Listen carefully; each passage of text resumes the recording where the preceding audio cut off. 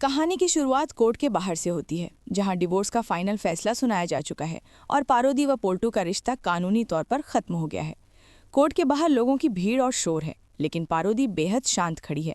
उसकी आंखों में दर्द भी है और एक नई हिम्मत भी। अहाना मजबूती से उसके साथ खड़ी है, साथ में दुर्गा देवी और तीनों बहुएं भी मौजूद हैं। वहीं दूसरी तरफ पोल्टू के चेहरे पर अजीब सी खुशी है, जैसे वो किसी भारी बोझ से आज़ाद हो गया हो।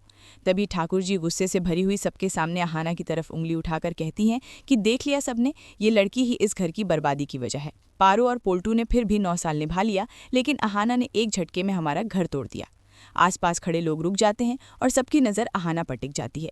अहाना पहले कुछ पल चुप रहती है, फिर आगे बढ़कर सीधे ठाकुर जी की आंखों में आंखें डालकर कहती है कि ठाकुर जी, अगर पारोदी और पोल्टू दादा के बीच सब ठीक होता तो ये शादी मजबूरी नहीं होती।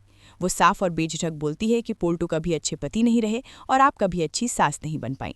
दुर्गा देवी की आंखों में चमक आ जाती है। अहाना आगे कहती है कि पारोदी ने ये रिश्ता सिर्फ समाज और दबाव के लिए निभाया, और जब आपका बेटा खुद इस रिश्ते से आज़ादी चाहता था तो डिवोर्स करवाना गलत नहीं था। लोग आपस में बातें करने लगते हैं। ठाकुर जी का चेहरा गुस्से से लाल पड़ जाता है। अहाना हल्की सी मुस्कान के साथ कहती है कि अब आप भी खुश हैं ना, अब आपका बेटा बिना मजबूरी दूसरी शादी कर सकता है। ठाकुर जी और पोल्टू दोनों के पास कोई जवाब नहीं होता। दुर्गा देवी पारोदी का हाथ पकड़कर कहती हैं कि चल बेटी, घर चल, तू अकेली नहीं है। और अब तो इनका सच सबके सामने आ चुका है।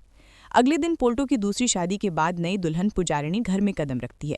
ऊपर से सब कुछ शांत लगता है, लेकिन हवा में अजीब सी बेचैनी है। कुछ ही देर में पुजारिणी सोफे पर पैर फैलाकर बैठ जाती है और थकान का नाटक करते हुए कहती है कि उसके पैरों में बहुत दर्द है। पोल्टू तुरंत माँ से तेल लाने को कह देता है।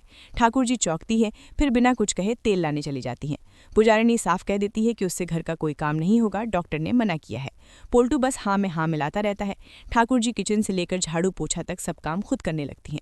तभी पुजारिणी अकड़ के साथ पैर आगे बढ़ाकर कहती है कि ठाकुर जी पैर दबा दीजिए। ठाकुर जी की आंखों में आंसू आ जाते हैं, लेकिन वो झुककर उसके पैर दबाने लगती हैं और फिर पैर धोने लगती हैं। उसी वक्त पोल्टू ये दृश्य देख लेता है और हैरान होकर पूछता है कि माँ, आप ये क्या कर रही हैं?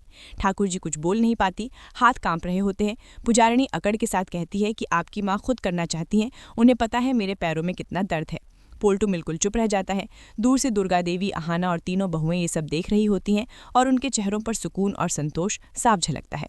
तभी अचानक ठाकुर जी घबराकर चीखते हुए उठ बैठती हैं। पसीना, तेज सांसें और डर। पता चलता है कि ये सब सिर्फ एक भयानक सपना था। ठाकुर जी अपने कमरे में हैं, रात का अंधेरा है। वो दिल पर हाथ रखकर बुदबुदाती हैं कि ये क्या देख लिया मैंने। उनके कानों में अहाना के शब्द गूंजने लगते हैं कि आप अच्छी सास नहीं थी और पोल्टू अच्छा पति नहीं था। पहली बार ठाकुर जी के मन में डर घर कर जाता है और वो खुद से सवाल करती हैं कि पारो का डिवोर्स करवाकर कहीं सच में गलती तो नहीं करती।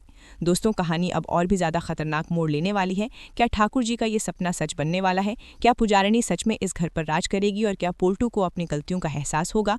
आने वाला एपिसोड होगा और भी ज्यादा धमाकेदार, जहां सच, कर्म और बदले का असली खेल शुरू होगा।